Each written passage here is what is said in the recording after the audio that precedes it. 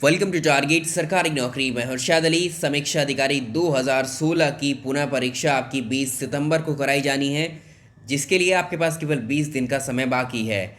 आपके रिवीजन को देखते हुए हम शुरुआत कर चुके हैं समीक्षा अधिकारी यानी रिव्यू ऑफिसर के मॉडल पेपर या प्रैक्टिस सेट की। आज हम डिस्कस करेंगे समीक्षा अधिकारी का मॉडल पेपर नंबर 3। इससे पहले हम 2 डिस्कस कर चुके हैं। डिस्क्रिप्शन में लिंक है, उनके चैनल पर प्लेलिस्ट बनी है, वहाँ से देख सकते हैं, जिनमें बहुत ही महत्वपूर्ण प्रश्नों को डिस्कस किया गया है। आज का पहला सवाल देखिए। वीडियो को आपसे रिक्वेस्ट है लाइक ज़रूर कर दीजिए।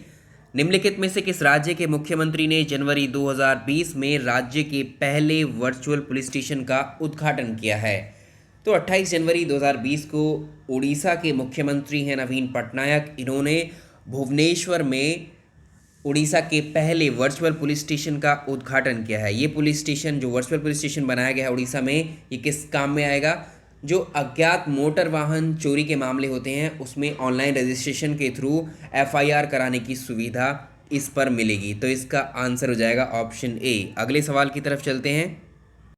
सवाल नंबर 2 भी बहुत ही इंपॉर्टेंट है। भारतीय डाक विभाग ने जो चुन्नी गोस्वामी हैं, इनका स्मारक का डाक टिकट जारी किया है। ये किस खेल से संबंधित है? मार्क कर लीजिए, बहुत ही इंपॉर्टेंट है ये क्वेश्चन। तो जो 15 जनवरी 2020 को भारतीय डाक विभाग ने कोलकाता के रहने वाले पूर्व महान भारतीय फुटबॉलर हैं ये चुन्नी गोस्वामी को उनके निवास पर इनके 82वें जन्म दिवस के उपलक्ष्य पर एक स्मारक डाक टिकट जारी किया है। तो इस क्वेश्चन का आंसर आप कर पाएंगे। ये फुटबॉलर हैं।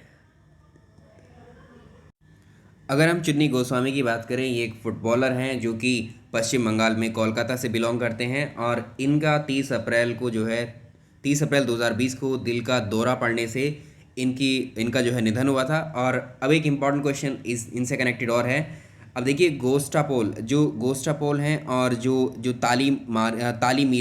तालीमीरेन एओ जो हैं, उसके बाद में गोस्वामी। तो इन दोनों के बाद में तीसरे भारतीय फुटबॉलर हैं जो चुन्नी गोस्वामी हैं, जिनके नाम पर एक स्मारक डाक टिकट जारी किया गया है। तो याद रखिएगा, चुन्नी गोस्वामी से पहले किन 2 फुटबॉलर के नाम पर स्मारक टिकट जारी किया गया? गोस्टापोल हैं और तालीमीरेन एओ इनके नाम पर हैं। तो ये भी याद रखिएगा, तीनों ये क्या हैं? फुटबॉलर हैं। ये भी पूछ सकते हैं आपसे ऑप्शन में देकर के, ये किस खेल से संबंधित है, ये किस खेल से संबंधित है, जैसे कि इस क्वेश्चन में पूछा है। नेक्स्ट सवाल, अगला इंपॉर्टेंट क्वेश्चन देखिए। निम्नलिखित में से किस लेखक के चेकबुक नामक लघु कथा संग्रह को सरस्वती सम्मान 2019 के लिए चुना गया? बहुत ही इंपॉर्टेंट क्वेश्चन है, इसको याद रखिएगा। देखिए, जो 17 जनवरी 2020 को साहित्यकार हैं, सिंधी के साहित्यकार हैं, सिंधी भाषा के। ये कौन है? इनका नाम आप याद रखेंगे, वासुदेव मोही। ऑप्शन सी, वासुदेव मोही को जो है सरस्वती सम्मान 2019 के लिए चुना गया है। तो ये साहित्यिक पुरस्कार है जिसका नाम सरस्वती सम्मान है। और ये किसके द्वारा दिया जाता है? ये क्वेश्चन भी आपसे कई बार पूछा हुआ है। के बिड़ला फाउंडेशन के द्वारा दिया जाता है। के का फुल फॉर्म है कृष्ण कुमार बिड़ला फाउंडेशन के द्वारा। तो इसका विकल्प सी सही हो जाएगा। और ये साहित्यिक पुरस्कार इन्होंने जो लिखा है, चेक बुक नाम का जो लघु कथा संग्रह है, इसके लिए दिया गया है। आपसे ये भी पूछ लेता है कि चेक बुक, ऐसे ही पूछ सकता है कि चेक बुक के लेखक कौन है? तो इसका आंसर वासुदेव मोही सही answer. Next question number next देखेंगे। अगला सवाल है, टेनिस से संन्यास की घोषणा करने वाली मारिया शारापोवा ने अपने करियर में कितने ग्रैंड स्लैम जीते हैं? अगर आपसे पूछे टेनिस से, ये ऐसे भी पूछ सकता है कि मारिया शारापोवा किस खेल से संबंधित है? तो आंसर कर सकते हैं आप टेनिस। अलग अलग क्वेश्चन फ्रेम किए जा सकते हैं। आपसे पूछा है कि कितने ग्रैंड स्लैम इन्होंने जीते थे, तो इसका आंसर हो जाएगा, इन्होंने 5 बार ग्रैंड स्लैम जीता था मारिया शारापोवा ने। और ये किस देश से संबंधित हैं? ये रशिया से हैं, यानी रूस की हैं ये। तो ऑप्शन इसका सही हो जाएगा ए। अगला सवाल नंबर अगला भी इम्पॉर्टेंट है। देखिए, किस भारतीय राज्य ने हैप्पी बनानाज नामक ब्रांड के तहत स्थानीय रूप से उगाए गए केले को भारत की अपनी तरह की पहली फ्रूट ट्रेन से रवाना किया है? यह है आंध्र प्रदेश। इसको याद रखेंगे, ये है कौन सा प्रदेश? आंध्र प्रदेश। आंध्र प्रदेश का जो अनंतपुर जिला है, उसका ताड़पत्री रेलवे स्टेशन, आप ये भी याद रख सकते हैं, इसका ताड़पत्री रेलवे स्टेशन, यहाँ पर याद रखेंगे इसको। ताड़पत्री रेलवे स्टेशन से जो मुंबई के जवाहरलाल नेहरू पोर्ट है, उसके लिए भारत की अपनी पहली तरह की फ्रूट ट्रेन चलाई गई है इसके लिए। और ये यहाँ से माल जो जाएगा, ये केले से लदा हुआ ये ईरान को एक्सपोर्ट किया जाएगा। तो जब ट्रेन के अंदर पूरा जो है 980 मीट्रिक टन जो है भार पूरा केले की जो स्थानीय उपज है उसको लेकर के ये ट्रेन जाएगी, और इसका आंसर हो जाएगा ऑप्शन डी। अगला सवाल, सवाल नंबर अगला रहेगा, बिग बैंग सिद्धांत किसकी व्याख्या करता है? बिग बैंग सिद्धांत या बिग बैंग थ्योरी किससे संबंधित है? ये क्वेश्चन आप पहले से जानते हैं। तो बिग बैंग थ्योरी जो है, जो ब्रह्मांड है हमारा उसकी उत्पत्ति यानी यूनिवर्स कैसे बना हमारा, इससे संबंधित है। इसका आंसर हो जाएगा ऑप्शन बी। लेकिन इससे भी ज़्यादा इंपॉर्टेंट क्वेश्चन इसी से आप ये निकाल सकते हैं कि बिग बैंग सिद्धांत को किसके द्वारा दिया गया था। तो जो बिग बैंग सिद्धांत था इसको देने वाले कौन थे? जॉर्ज लेमेत्रे थे। जॉर्ज लेमेत्रे ने ये सिद्धांत प्रतिपादित किया था, और बाद में इसको समझाया किसने था? रॉबर्ट वैगनर ने। रॉबर्ट वैगनर ने बिग बैंग थ्योरी को समझाया था। तो ये दोनों नाम ही आपको याद रखने हैं। अगर आपसे पूछे ये दोनों नाम जो है किस सिद्धांत से संबंधित हैं, तो ये बिग बैंग थ्योरी से संबंधित हैं दोनों नाम। इस सिद्धांत के अकॉर्डिंग क्या हुआ था कि 15 अरब वर्ष पहले जो है ब्रह्मांड जो था हमारा यूनिवर्स सिमटा हुआ था एक जगह पर, और बाद में उसमें जो है एक विस्फोट हुआ, जिसकी वजह से विस्फोट के बाद ब्रह्मांड में सभी दिशाओं में जो वो यूनिवर्स था वो फैलता चला गया, जिसमें आकाश गंगाएं बनी। आकाश गंगाओं में सौरमंडल या फिर आप कह सकते हैं तारों का निर्माण हुआ। तो ये थी बिग बैंग थ्योरी का ओवरव्यू। तो इसका आंसर हो जाएगा ऑप्शन बी। अगला सवाल, क्वेश्चन नंबर 7 है, ब्लू मून की परिघटना का सही व्याख्या आपको बतानी क्या है कि ब्लू मून की घटना क्या होती है। तो ब्लू मून ऐसी घटना है जिसमें एक ही महीने में 2 बार फुल मून यानी पूर्ण चंद्रमा दिखाई देता है। इसका ऑप्शन आप करेंगे ऑप्शन सी। जब एक ही माह में 2 बार पूर्ण चंद्रमा दिखाई देता है तो यही होती है ब्लू मून की परिघटना। नेक्स्ट देखें, क्वेश्चन नंबर नेक्स्ट रहेगा, भूमध्य रेखा जिसे आप कहते हैं इक्वेटर लाइन या विषुवत रेखा, ये निम्नलिखित किन देशों के समूह से होकर के गुजरती है? ये आप याद रखेंगे कि जो भूमध्य रेखा है, जो इक्वेटर लाइन है, कुल मिलाकर के 13 देशों से 13 कंट्रीज से ये गुजरती है इक्वेटर लाइन। और इसमें आपको 13 में से 3 ही ऑप्शंस में अवेलेबल हैं। तो देखिए इसमें इक्वाडोर है, कोलंबिया है, ब्राज़ील है, गैबन है, कांगो लोकतांत्रिक गणराज्य है, युगांडा है, Kenya, Somalia, Maldives, Indonesia, Kiribati, Sao Tomé और प्रिंसिप। ये 13 देश हैं जिनसे भूमध्य रेखा होकर के पास होती है। अब इसमें ऑप्शन में आप सेलेक्ट कर सकते हैं। अगर डी देखें तो इसमें से ये तीनों देश हैं, 13 देशों में तीनों देश शामिल है, मालदीव, केनिया, युगांडा। इन देशों के समूह से होकर के गुजरती है क्या?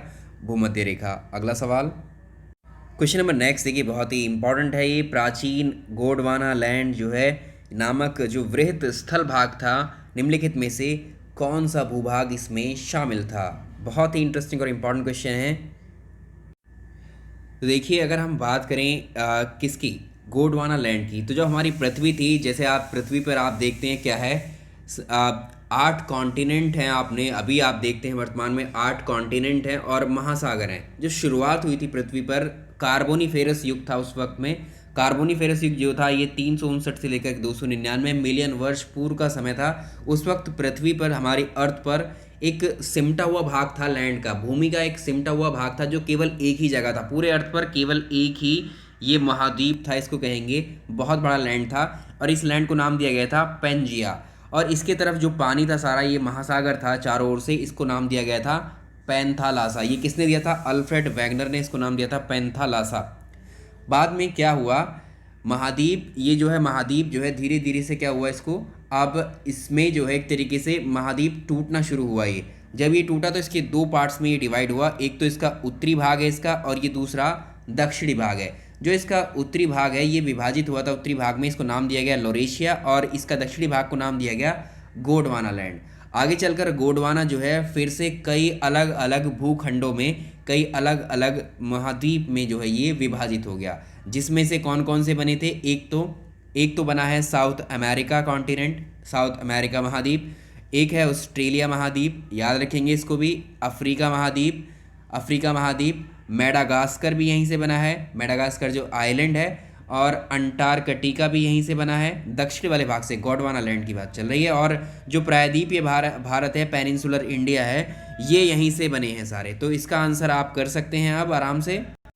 तो इसमें पूछा है कि प्राचीन गोंडवाना लैंड नामक जो एक वृहत स्थल भाग था, ये निम्नलिखित में से कौन से भूभाग इसमें शामिल थे? अभी अभी हमने देखा है इसमें ऑस्ट्रेलिया शामिल था, इसमें मेडागास्कर शामिल था और इसमें प्रायद्वीपीय भारत, ये तीनों जो हैं गोंडवाना लैंड के ही हिस्से हैं। तो इसका आंसर हो जाएगा डी ऑप्शन। अगला सवाल देखें।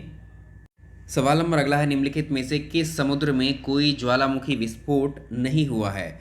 तो देखिए, इसमें अगर हम बात करें बाल्टिक सागर की, बाल्टिक सागर एक्चुअली ये किसी भी प्लेट के किनारे पर स्थित नहीं है, इसलिए इसमें क्या है, ज्वालामुखी विस्फोट नहीं होते हैं।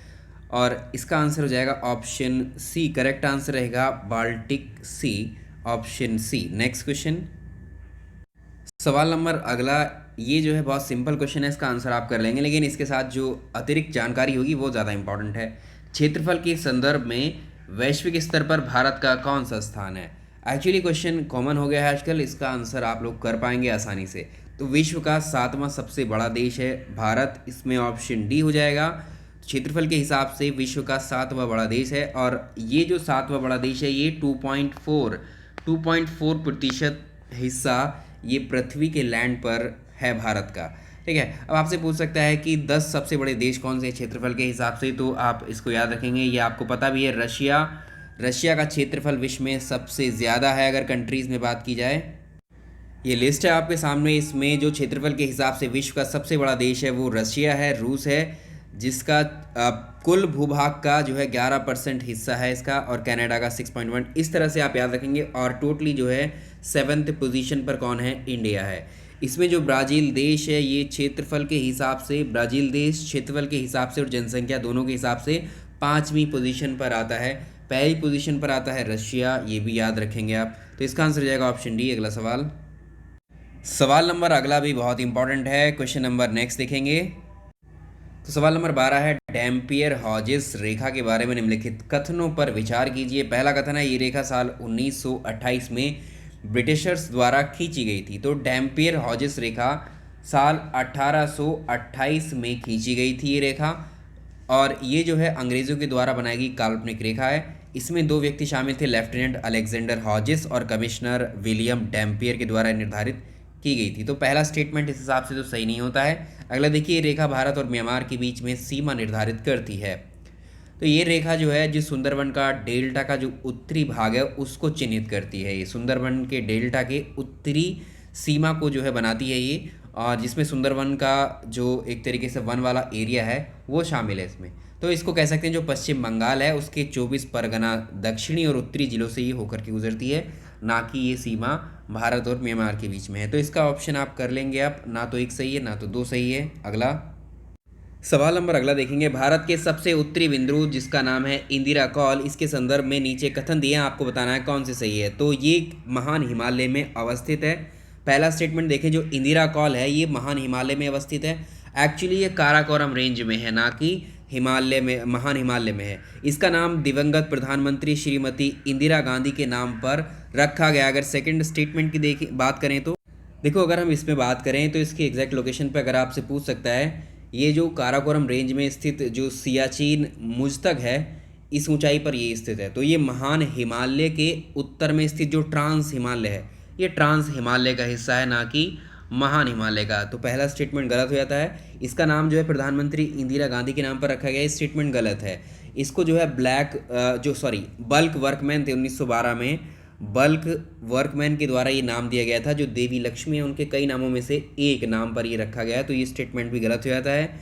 इंदिरा कॉल के उत्तर में स्थित जो भूमि है काराकोरम भूभाग का हिस्सा है जो चीन के नियंत्रण में है, ये बात सही है। तो इसका आंसर हो जाएगा केवल तीसरा सही है, इसमें केवल तीसरा ऑप्शन ही सही है। अगला सवाल, क्वेश्चन नंबर अगला देखिए, इंपॉर्टेंट है ये भी। निम्नलिखित में से कौन सा हिमालय के विभाजनों का हिस्सा नहीं है?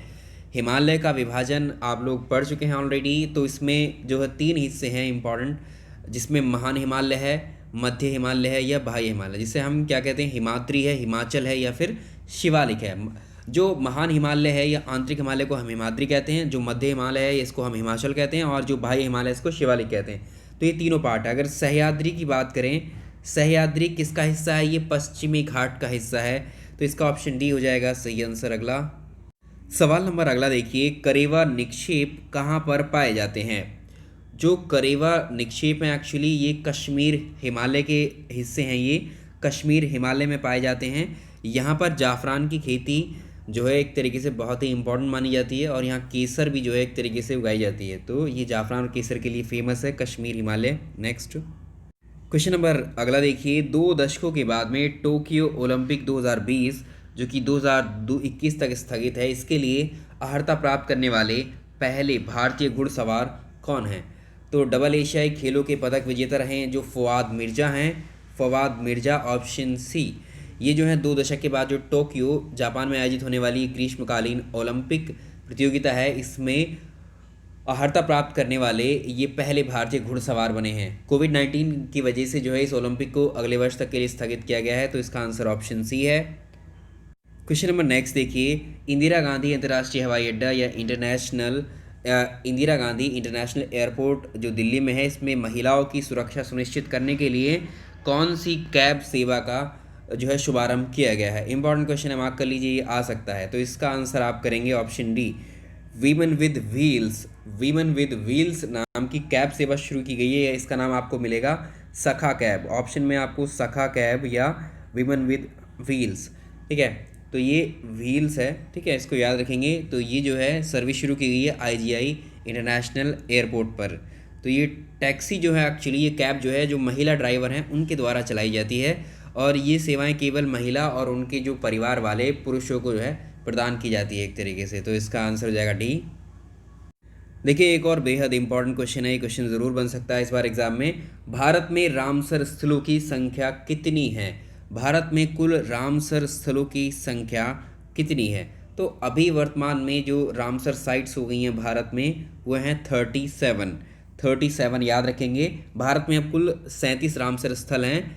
अब इसमें पूछ सकता है अभी नए लेटेस्ट रामसर स्थल कितने जोड़े गए हैं जनवरी 2020 में। पहले 27 हुआ करते थे, अभी 10 और नए ऐड किए गए हैं। इन 10 में से अकेले 6 रामसर साइट्स जो हैं यूपी में हैं। तो ये क्वेश्चन पूछा जा सकता है कि कुल 37 रामसर स्थलों में से उत्तर प्रदेश में अभी हाल ही में जोड़े गए भारत के कुल 10 रामसर साइट्स में से उत्तर प्रदेश में कितने हैं? तो यूपी में 6 हैं इन 10 में से, जिसमें एक नवाबगंज है जो उन्नाव में है, एक है पार्वती आरगा जो गोंडा में है, अगला है समन जो कि मैनपुरी में है, और समसपुर जो रायबरेली में है, सांडी जो कि हरदोई में है, और सरसई नावर जो कि इटावा में है। उत्तर प्रदेश की ये 6 रामसर साइट्स हैं, ठीक है, इनको आप याद रखेंगे। अब उत्तर प्रदेश में टोटल मिलाकर के 7 रामसर साइट्स हो गए हैं इसको शामिल करते हुए। 6 ये नए हैं, एक पहले से है, ठीक। तो ये इसका आंसर हो जाएगा ऑप्शन ए। अगला सवाल देखिए, सवाल नंबर अगला भी बहुत ही इंपॉर्टेंट है। देखिए मार्च 2022 तक भारतीय शहर में भारत की पहली अंडर वाटर यानी अंतरजलीय मेट्रो परियोजना, रेल परियोजना पूरी होगी। कौन सी है? तो ये है KMRC द्वारा, इसको याद रखेंगे KMRC क्या है? ये कोलकाता मेट्रो रेल कॉरपोरेशन है। इसने अपना एक ईस्ट वेस्ट प्रोजेक्ट है वो कंप्लीट किया है। इसमें जो हुगली रिवर है उसके कुछ हिस्से शामिल किए गए हैं, और मार्च 2022 तक ये भारत का पहला अंडर वाटर मेट्रो होगा। ऑप्शन सी इसका सही आंसर है, ऑप्शन सी। अगला सवाल, चलिए आज का आखिरी सवाल डिस्कस करते हैं। भारत की सबसे पहली और सबसे बड़ी वॉक थ्रू एवियरी का उद्घाटन कहाँ पर किया गया है? तो देखिए 26 जनवरी 2020 को महाराष्ट्र के मुख्यमंत्री उद्धव ठाकरे के द्वारा मुंबई के जो वीर माता जीजाबाई भोसले उद्यान है, वीर माता याद रखेंगे, वीर माता जीजाबाई भोसले उद्यान और जो चिड़ियाघर, इसमें देश का पहला और सबसे बड़ा वॉक थ्रू एवियरी का उद्घाटन किया है। इस चिड़ियाघर को जो है बायकुला चिड़ियाघर के नाम से भी जाना जाता है। तो इसका आंसर हो जाएगा ऑप्शन ए। सही आंसर रहेगा इसका ऑप्शन ए। और इसी के साथ जो है इस मॉक टेस्ट में, इस मॉडल पेपर में, प्रैक्टिस सेट में इतने ही क्वेश्चंस को डिस्कस करेंगे। बाकी नेक्स्ट में वीडियो पसंद आया तो लाइक ज़रूर कीजिए। Thank you so much.